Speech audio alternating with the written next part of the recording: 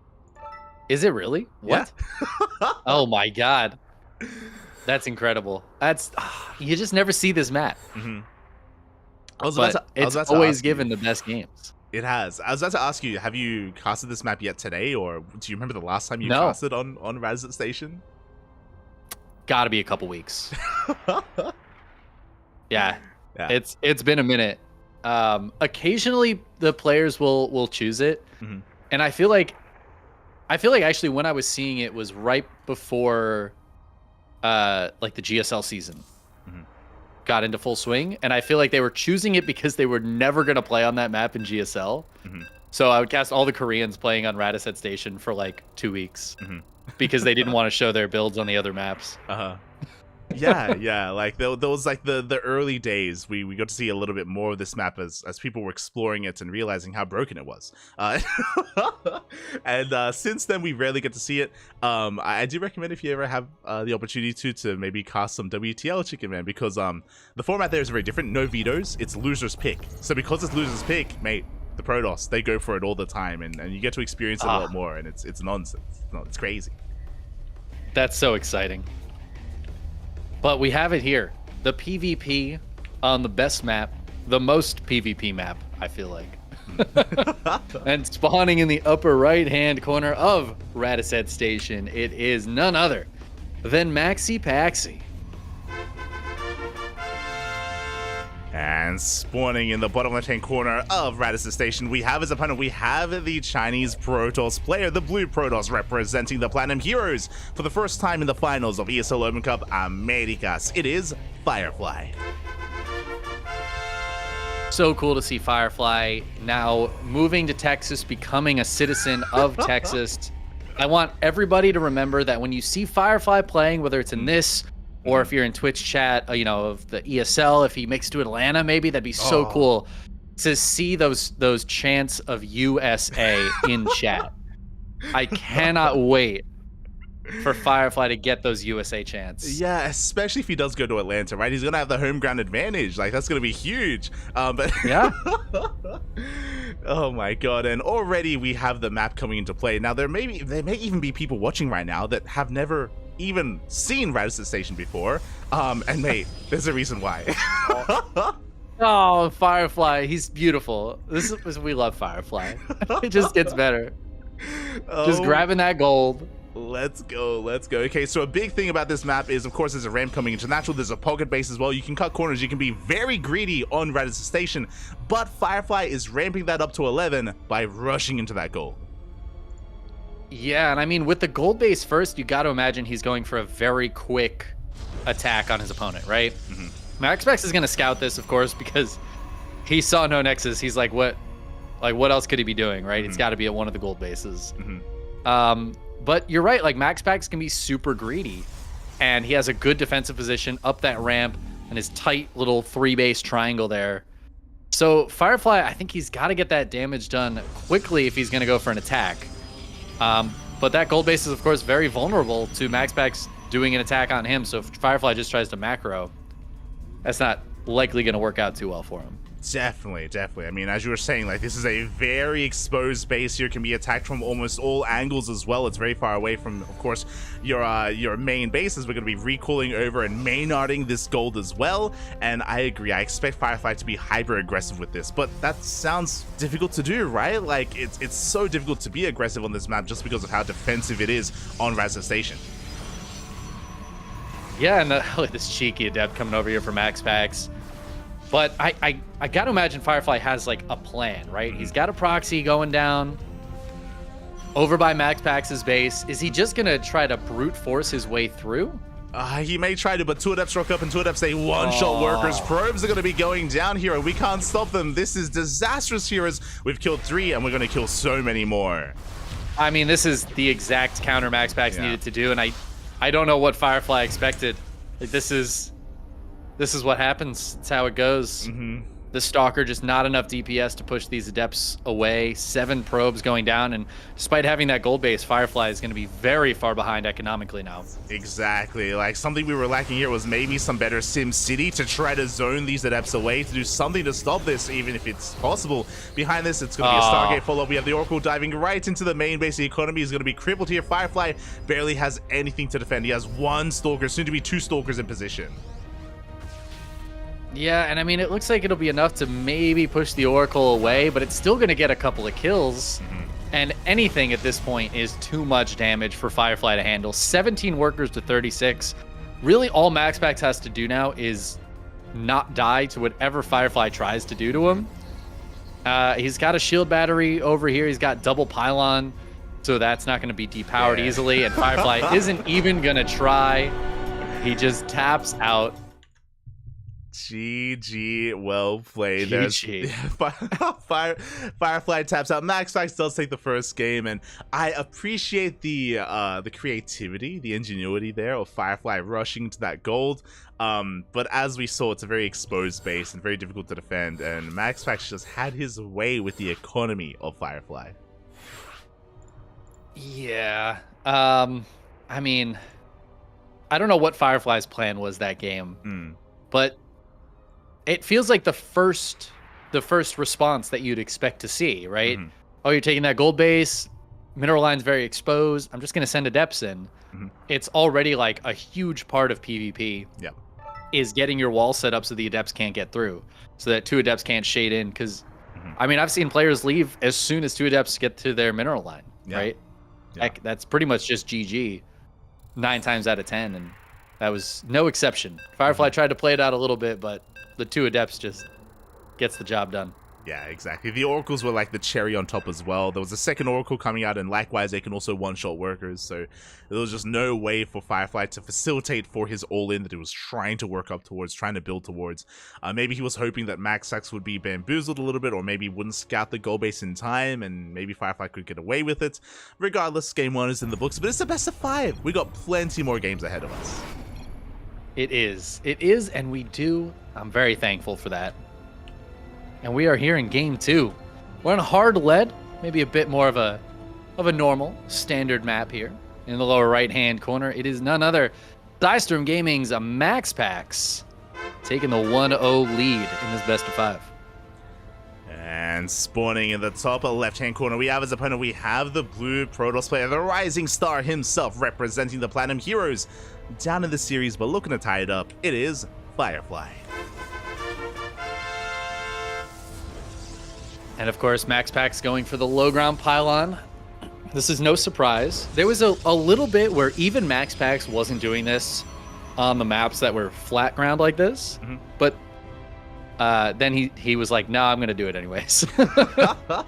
And so now he just does it every game again, and I'm glad to see it. I'm glad he's figured out how to hold every single build that can be thrown at him again.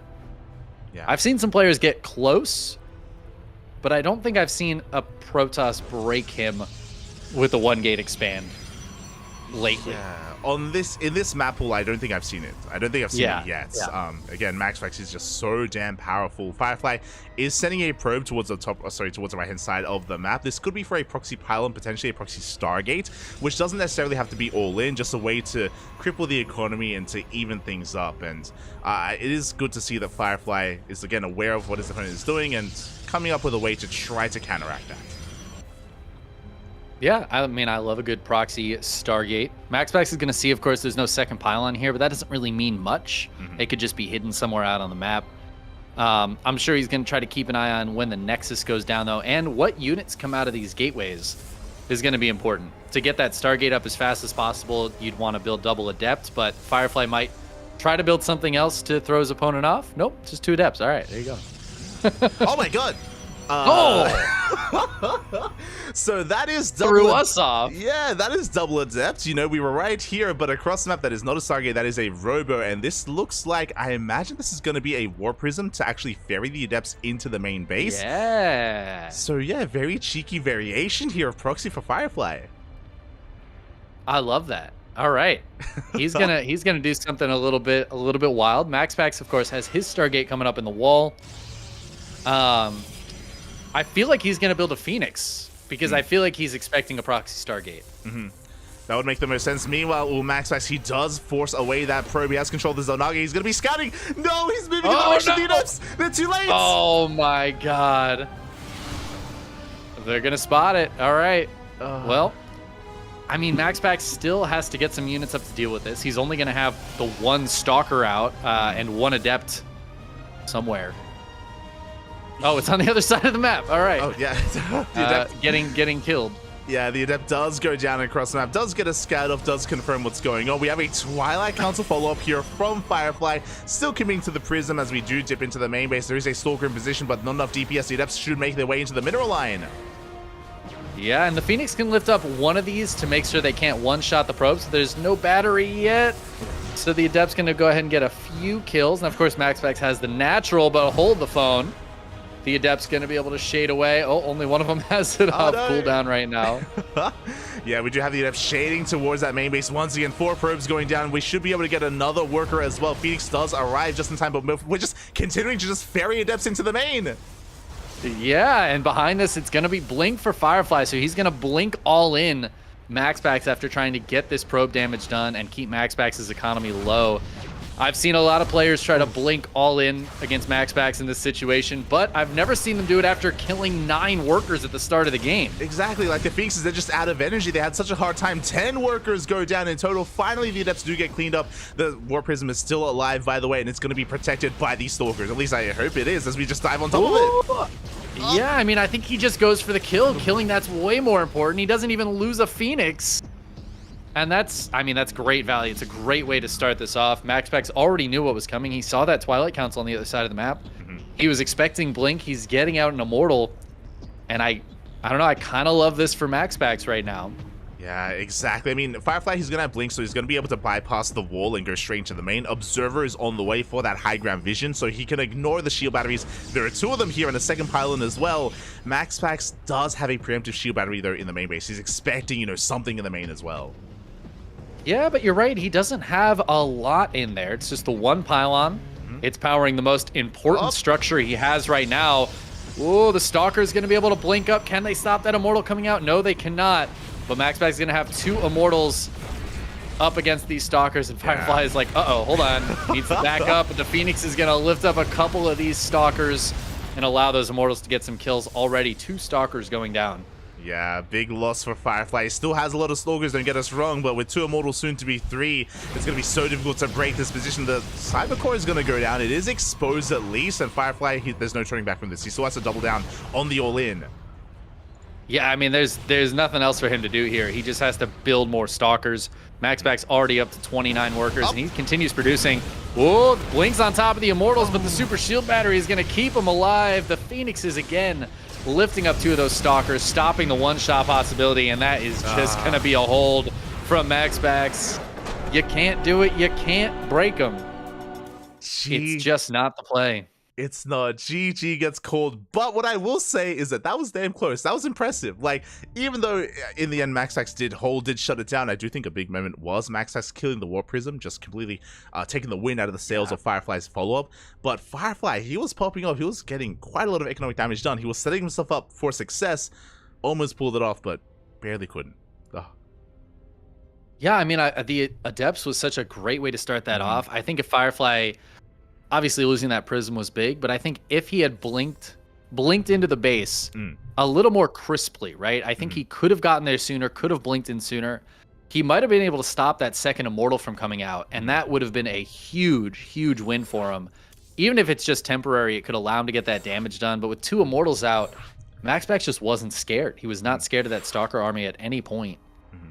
Exactly, no fear whatsoever. And yeah, as you were saying, like, that robot was quite exposed. It was a Narcosis pylon. You're keeping everything up there, and if we could maybe get on top of that early enough, maybe we could shut that down. But alas, Maxpax did hold in the end. Maxpax, he takes a 2-0 lead, and he's looking for the clean sweep. You mentioned it, right? The first time they faced off, Firefly won, and Maxpax, he's been holding that grudge for years. True. It's true. He's not letting him get any foothold here. Maxpax wants to shut him down in the strongest way possible. And now we're going to one of the other fun maps in this map pool. that I feel like I don't see super often. Equilibrium for game 3. Here we go. Yeah, a bit of a larger map. Gold bases are also possible to take here. We saw what Firefly did on Radisson Station. Do we try to do the same on Equilibrium? I mean, I love me a good gold base opener. I do love it. But it didn't work out super well last time, and I feel like maybe it won't work out super well this time. We'll just have to see what the players give to us, what they gift us with in this game 3. It is match point for our player in the upper left-hand corner here, Psystorm Gaming's Max Packs. And spawning in the top right-hand corner, we have the blue Protoss player representing the Platinum Heroes down in this series, up against the wall. He needs your help. He needs your support in the chat. It is Firefly. USA, USA, USA. Let's go. I love it. Yeah, Firefly, he's adopting the low ground gate. He's learned his lesson. He's like, all right, I can't beat you on my terms. I gotta try to beat you on your terms. Exactly. Firefly, he has seen the light. He has seen the way of the PvP, and we have a gate expand set up from both players. Now, this can still lead into one base all-ins. We have seen players attempt to do this against Max Packs, and then Max Packs, he, again, Uno reverse cards, and then he all-ins you instead and punishes your attempted greed. So that's also on the table here. No shot. Oh no, he's shaking. He wants it, but Max Packs scouts it. Oh, but he gets it down. He just takes it right in front of him. I love Firefly, it. what a god. Yeah. The low ground gateway straight into the gold nexus. Like now, to be fair, this is the same way that he opened up on Radisson Station as well. So both games did it open in the same manner here, but both games Max Packs confirms the gold base. And just like he did on Radisson Station, he's going to be looking to punish this gold. Yeah. I see the real thing you have to do here for Firefly is he should take Max Packs' gold. That's what he should do. That would have been the answer. Yeah. I can't believe he got that probe kill. Max Packs careless. Oh. Losing that probe. Yeah, he's shaken. It's over. It's the mental. Yeah, it's gone. He's shook. Max Packs up here sweating right now. He is. I don't blame him. You know, things are getting hot and heavy, and Firefly, he's going to be just checking as well, making sure the gold hasn't been taken. There's that proxy pylon being thrown down to commit to his own all-in. Should be recalling soon to this gold, but can he protect it? Because the Adepts are on the way. Yeah, and I mean, this is just the exact same thing as game 1 so far. This game has looked identical in just about every single way. So I'm hoping that Firefly is able to stop these Adepts from killing like the 12 probes or whatever it ended up being last game. He hasn't. He used his energy for a chrono boost. Yeah, okay. I love and Nexus this. has no juice on it. Yeah. Okay, so I want to say that was intentional here, as the Adept is going to be threatening a shade, but the wall is a wall, so the Adept will not find its way into the base. And Firefly, he's committing to an all-in. Void Ray's on the way instead of the Oracle. It looks like Max actually recognizes how much danger he's in. Yeah, I mean, he realizes, he's like, all right, you're actually not mining from that gold, which, of course, keeps the probe safe. But it means that Firefly now has a useless Nexus, right? That Nexus is doing nothing. So Firefly has to attack. This is a one base all-in, kind of, with 2 bases. Yeah, and I'm curious. So the Adept is going to recheck once again. Still no recall to this gold. But again, I do love the fact that, again, Firefly, I'm sure he was hoping that maybe Oracles would be on the way to harass, but Max actually has done a great job of just verifying and confirming that there is no saturation, and he's setting up here with additional shield batteries with additional units to defend. Yeah, and the Stalkers are going to start poking and prodding here. There's 2 shield batteries already up for Max Packs, though. So the Stalker's not going to be able to get a lot of damage done. More Voids on the way, and this is Firefly playing right into Max Packs' hands. Max Packs is so good at this. He really is. We have a second and a third pylon as well, just to keep everything powered. Cybercore is exposed, and the Cybercore could go down, but it's not about the Cybercore, it's about the Void Race instead, as more shield batteries are being thrown down. Firefly is still completely all in. He is getting damage done, but hasn't killed anything yet. Yeah, I'm a little shocked that Max Packs is going for a Twilight Council here. That does not seem like what I would normally expect from him. As the Stalkers keep pushing in.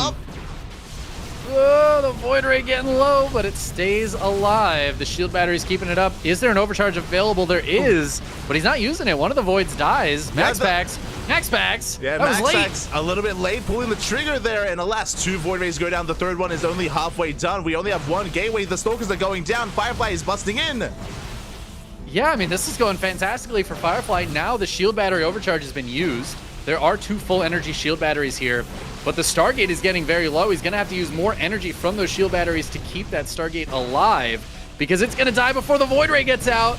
And Max Packs making a bit of a mistake here, and I think Firefly's got this. A big blunder. There's just not enough production. Holding on to that shield battery overcharge a little bit too long. GG gets called, and Firefly, he 1.5 base all-ins Max Packs, and he takes the game. He does it. He takes the game. Max Packs making some uncharacteristic mistakes on the defense there. Something he's done a million times. But, yeah, I don't know if he didn't expect such a commitment from Firefly. Maybe he thought that it was like a natural base. There wasn't. That was full commitment. We were memeing a little bit about it, but really it was that first probe going down. The mental was shaken, and as a result, mistakes happen. And Max Packs, late there with the overcharge, couldn't save the Void Rays, and Firefly is fighting back.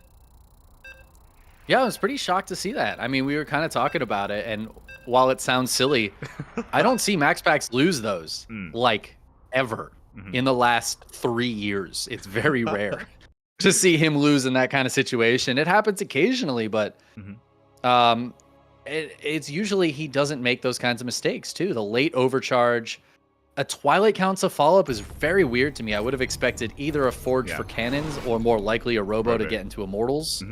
The Robo is pretty common for him, but no such luck in that game. And that means we get a game 4. We get to go to Oceanborn. Still on match point, but now a little shaken. A little shaken. Maybe the comeback is happening. In the upper left-hand corner, it is Systrom Gaming's Maxi Paxi. And spawning in the bottom right-hand corner, we have as opponent, we have the blue Protoss player representing the Platinum Heroes. He still needs your support. He's still up against the wall, but he has taken a game. Can he do it again? Can he force the ace match? As he's going for a 1-base all-in. It is Firefly. I love it so much, dude. PvP is just so good. It's, I don't know about yourself, it's my favorite mirror matchup. I love it. He's just gonna scout it immediately. He is. No, it's on the main attack path, and the probe doesn't come probe across scouting the gateway. But it's so obvious that like really he's just trying to catch Max Packs off guard. I'm sure he's as flabbergasted as we are. Yeah, I mean, you don't expect to see Proxy 2-gate on your normal scouting path at the start of a game, but here it is. Here it is. What do you do now? I mean, it's just weird. I really don't know where Firefly is going with this. He's going to drop a Cyber Core. Yeah, we're just throwing down all the production buildings out in the open here. I mean, it's where the first pylon is, so it's going to be a 2-gate opener from Firefly. Meanwhile, Maxx back at home, going for, again, a gate expand. Zelda's on the way initially to try to focus on that pylon. That pylon already taking some hits here from the probe. Probe is doing good on it. Can the probe and the Zealot chew through this? The Zealot's a little late for Firefly. I think it needs to put down a second pylon. Oh, yeah, we may need a second pylon here to keep everything powered. I mean, everything is here, the gateways and the Cybercore. We cannot lose this pylon. He doesn't have literally anything else. If this pylon goes down, the game ends. Oh, I mean, God. If he has a second one on the way, maybe. I guess the Zealot will work. The double chrono here. All right, okay. Yeah. It was a little dicey there for a second, but... It was. We have the second pylon on the way just to make sure everything stays powered. Stalkers are in production back at home. Max's take of choice is going to be a Stargate once again. This should be for Void Rays. 2 more shield batteries are thrown down. Bearing in mind that there is no Nexus, so there is not going to be an overcharge available. So that could come into play here in the defense as the Stalkers are on the way. That's a good point. They're also going to be half energy shield batteries. So not nearly as much energy on these batteries as you might expect in this situation. Did that Zealot get recalled? Is that what just happened there? It died. Oh, okay. Well, Max Pack's now chrono boosting out a Void Ray, but This is already doing some damage. He only Wait. has one pylon. Warp Gate Probe's isn't coming done. down to fight. Yeah, the Warp boys are Gate being- is not done. That's it. And MaxPax has to tap out. What? God, the army rocks up just in time. The Zealot went down. The shield battery could not protect it. There was only one pylon, and Firefly ties it up. He does it, man. We go to game 5. Hey, I'm telling this is you. beautiful. The mental is Dude. broken. It's broken. And now, I mean, listen, you start out up 2-0. It's feeling pretty easy, right? Nothing too crazy happened. MaxPax just played solid, went in, easy peasy. Felt like easy PvPs for MaxPax, and then all of a sudden, it turns around on you. You lose that probe, your scouting probe to your enemy's probes. That puts you on tilt alert, and then you lose that game. Perfect defensive setup for MaxPax. He loses it. Now the reverse sweep is imminent, and Firefly is looking for the most major upset of his career. Oh, yeah. He is walking that royal road here. He's already achieved so much in this tournament. He's already done so much that we can't fault him, right?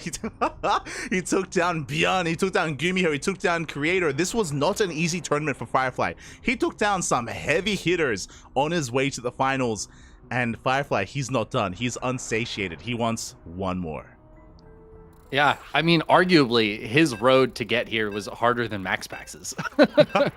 Not that MaxPax played anybody bad, but like Creator, Gumiho, and Beyond, that is a very difficult path to get here. And Firefly so far has looked fantastic. It would be really something special if he was able to take this. It really would. It really would. And just quickly touching on that last game as well, the wild all-in that I've never seen before, to go for a proxy double gate in the center of the map with a cyber core as well. Yeah, what? That was wild. And honestly, that felt like something that I would have seen like 2020 MaxPax go for. Yeah, 100%, 100%. And, you know, a big part of that, I'm sure, is also maybe MaxPax sending us for a Zealot across the map to harass, right, instead of having it back at him to defend, to keep that pylon alive. There's a lot that we can maybe theorize about, but, mate, we're getting into the ace match. We've made it to Game 5. We certainly have. And despite starting out 2-0, he's now on the verge of being taken down. And what is that pylon? Oh, my God, he's broken. It's Sizestorm Gaming's MaxPax. It was misplaced as well. He canceled it, and then he had to reposition it. No. Spawning in the bottom left, we have his opponent going for the MaxPax against MaxPax, who isn't, by the way. We have the blue Protoss representing the Platinum Heroes. It is Firefly. Dude, this is, I mean, already 25 minerals lost. Yeah. MaxPax. He's feeling it. He's feeling it right now. This is the nerves, you know? Yeah. It happens. Firefly playing calm, cool as a cucumber. He's ready for the big stage. Yeah. I can see it. When I think Firefly, I think Cucumber, and mate, he is popping off right now. He is looking so damn good. Now, the question becomes, can he pull a MaxPax? Not what we've seen these last two games, but the first two games. Because MaxPax, with this setup, he himself could go for a one-base all-in and try to punish the greed of Firefly. The turns have tabled. I feel like we need to change the names on the overlay here, because this feels like what MaxPax should have been doing and what Firefly should have been doing. I mean, you're absolutely right. If you covered up those names right now and we're like, oh, what's this match? I'd be like, well, it's MaxPax probably against a Protoss that plays on the Korean server a lot. So, but no, you're right. It's the exact opposite. Firefly's going to take this base. MaxPax did not try to block that very hard, which tells me that, yeah, he does probably want a one base all in him. He wants to give him the juice. He's like, all right, you can take the base, but do you know how to defend it? Do you know how to build Void Rays and shield batteries is the question MaxPax is about to ask Firefly. That is the question. Now, what's interesting here is that MaxPax, his tech of choice is a Stargate, and it's back at home. This tells us that MaxPax, I think he wants to expand. This is for an Oracle opener, so MaxPax, he's not going for a one-base all-in. Ooh. Maybe he wants to show Firefly how to properly play against this. He's teaching him. This is a learning opportunity right now. MaxPax is showing him like, hey, just, okay, if your opponent fast expands and you have the high ground wall, here's what you do. Just Stargate Oracle, right? And then into a Nexus, no problem. You're a little bit behind economically, but it's catch-upable. He wants to show him how it's done, but Firefly is turning the tables. We have a proxy pylon, which is unscouted, by the way. Max, he was checking with the Zealot. He does not come across it, and we have a proxy gateway. The tables have turned so many times in this series. It's actually crazy. I don't know which way is up anymore. The table's gone. It's shattered. And yeah, Firefly, is this like a 4? Is this 4 gate? Is that what's happening right now? I mean, we have 3 gates back at home. We have a 4th gate across the map, so it's going to be a 1 base, 4 gate all in. I say 1 base. There is 2 workers here, but really we're not focusing on saturation. We're focusing on the all in. Firefly wants to make it look like he's going for a more economic opener. We do have the Oracle making his way across the map, though. We don't really have much at home to defend, so probes may go down. Yeah, the scout, I feel like, is very important here for MaxPax. He's going to see no tech, 3 gates. Oh, the Oracle going to chew through some of this. The shield battery will help out for a little while. But again, like you said, Firefly doesn't care about this at all. He's attacking. This is a 1 base all in with a Nexus. Yeah. And I think MaxPax has realized that he's got double shield battery here. A Void Ray is out. And Firefly is just going to get shoved away right away, losing one of those Stalkers. Yeah, Stalker goes down. Shield batteries are up and running, keeping the Void Ray alive. Another Stalker's going to go down as well. This is brutal, and Firefly is losing too much. He loses 11 probes across the map. Yeah, the Oracle just getting through that shield battery energy, and Firefly is going to be forced to tap out. An anticlimactic end to the series. But MaxPax, he holds on. He shows Firefly exactly how it's done. Exactly what you do against MaxPax. And now Firefly will know for next time. There you go. GG, well played. MaxPax takes the series in the end, 3-2. He is going to be this week's ESL Open Cup 202 Americas champion. Not the first championship that he's won, but he had to work for it. And made a big shout out to Firefly because he exceeded all the expectations that were laid upon him. Like, he did so well today. Yeah, I literally was casting Firefly versus Up a Tree, and I was like, well, you know, he could probably take down Creator, right? I would probably give the edge to Creator, but Firefly can certainly win that. But he probably won't make it past Gumiho, and even if he did, probably won't make it past Beyond and Clem. It's like I like spelled this out earlier and was like, well, there's no chance he gets to the finals. I was just completely wrong. Somebody should clip that from earlier in the broadcast just to prove how wrong I was. The caster curse was real, working to the benefit of... Really, Firefly should be thanking you. Really, I mean... Yeah, I mean, he really should. I'm going to message him afterwards and make sure... to let him know that he knows that you had no faith. I caster cursed him into a finals. No, I was alongside you 100% completely. I said it myself. I was like, no, yeah, Firefly versus Creator. When I saw that the potential for that in the bracket, I was like, yeah, that's gonna be a really good series. That could go either way. But Gumiho's waiting, and Gumiho should shut down. Even Creator would have a hard time going through Gumiho, but no, Firefly, he popped off today. He just went to town on the bracket, and yeah, just once again, I'm just happy to see that more eyes are getting on him. It wasn't just us casting him, but I'm sure, again, like Pig, Zombie Grub, Artosis, they were all covering, Beowulf, they were all covering the series, and more people are being exposed to Firefly.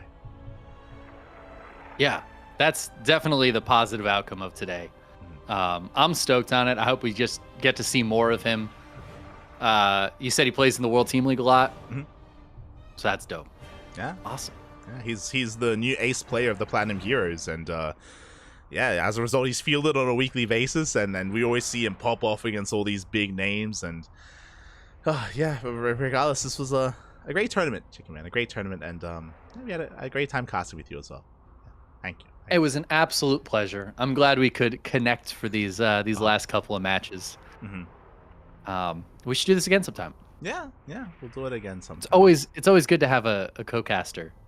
100%. I always like here on the CranKy Ducklings, I back in the day I used to always have someone to cast alongside myself, whether it's Yaku or Asher or Chase or someone else. Nowadays, you know, I've been solo casting a lot recently. I'm lonely, Papi. I'm like, oh.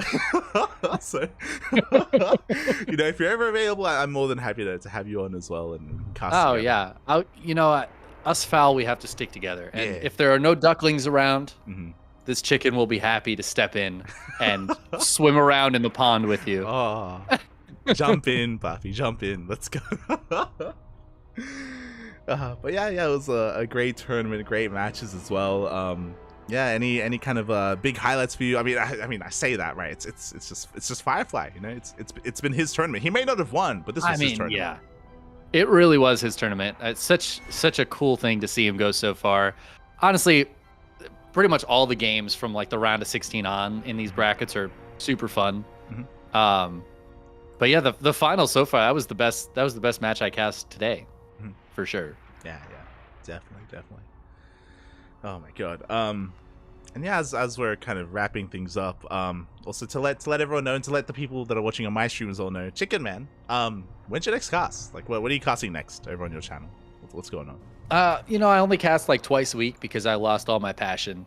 Okay. So I'll just be back for KSL. That's pretty much all I do. Occasionally, I'll hop in for like an OSC thing if Eddie's got something for me, but that's about it. I've been thinking about covering more World Team League though. I honestly have never cast or even watched a single World Team League match. Because I think it starts at about 3 to 4 a.m. for me, something like that.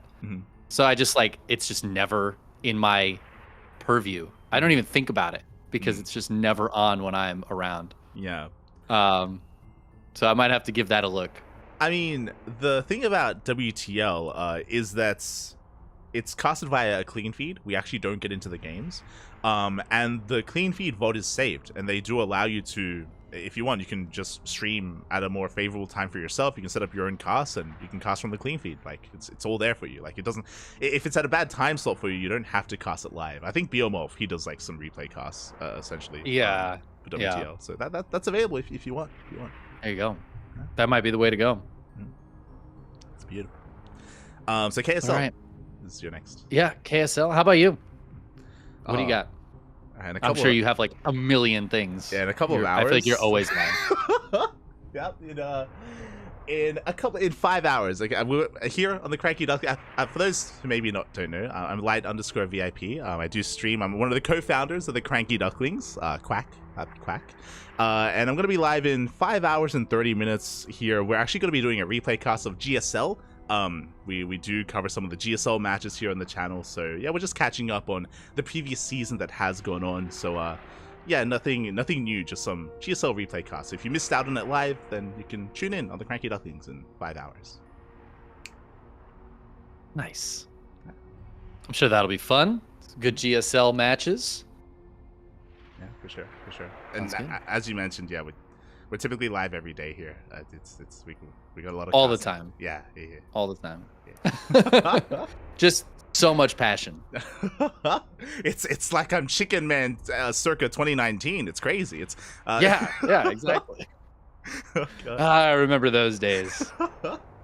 I'm happy for you. Oh god. No, but yeah, again, thank you so much for having me on, and a lot of love as well for those who don't know Chicken Man. He's one of the big names behind KSL, the Korean StarCraft League. If it wasn't for Chicken Man and Dave Testa, KSL would not be a thing.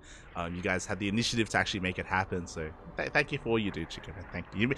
You may not be live every day, but you still do so much for the scene. We all appreciate you. Thank you.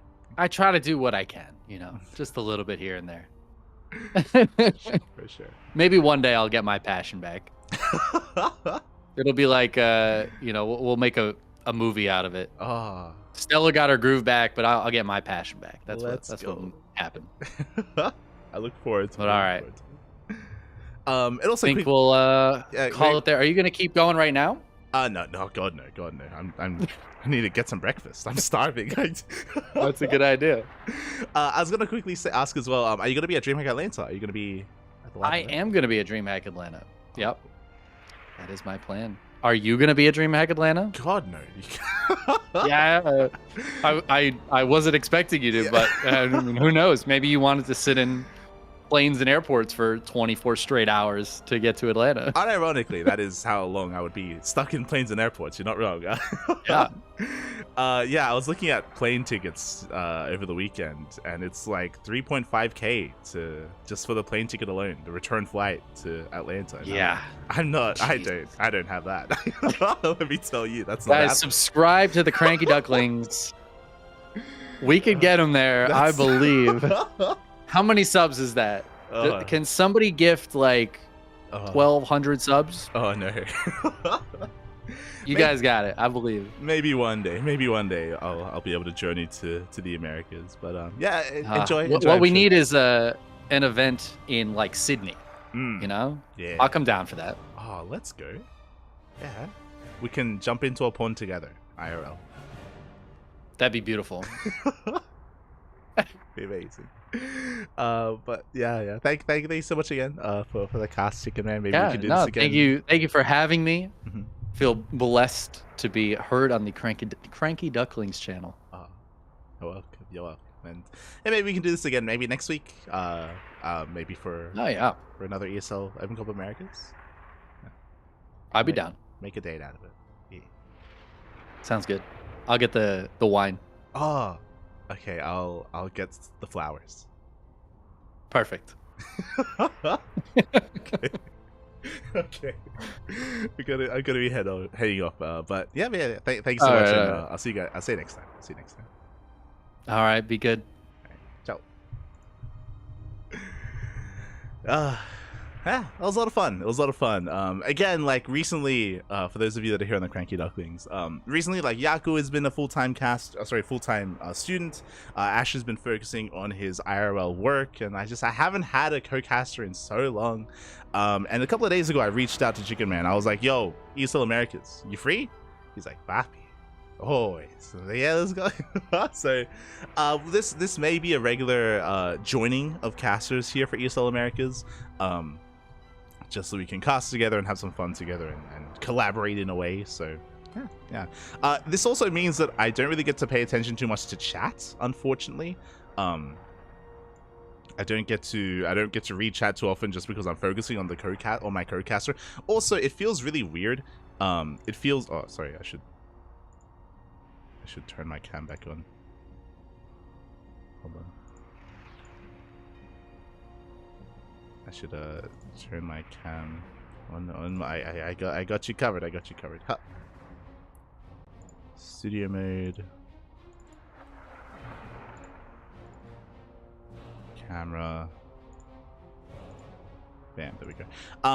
It feels weird to like refer and talk to chat when I'm casting with someone who is streaming on their own channel with their own chat, so it feels weird to refer to chat if that's happening. So yeah, because of that I wasn't quite paying attention too much, so I apologize for that. I apologize. Also because we were in the midst of all these conversations, I didn't put on predictions, but maybe next time I'll be more on top of predictions and all that good stuff as well. So yeah, I'll work on it. Otherwise, thank you so much everyone for watching. Thank you so much for tuning in.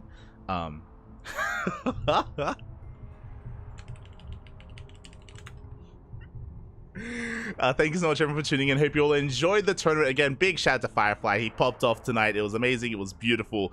We're gonna be back in 5.5 hours with some GSL replay casts. So we're not done for today. We got plenty more StarCraft ahead of us. It's still 5 hours away, so it's gonna take some time. We have plenty of time to get some food, get some water, get some rest, and hope to see you there for some GSL action. Otherwise, thank you so much for watching. Thank you so much for the support. Stick around. We're going to be giving another StarCraft streamer a raid. We're going to be giving another StarCraft streamer some support. And yeah, give them a chance. Until then, see you guys next time. Hasta luego, papa. Hasta luego. See you guys in 5 hours. Bye.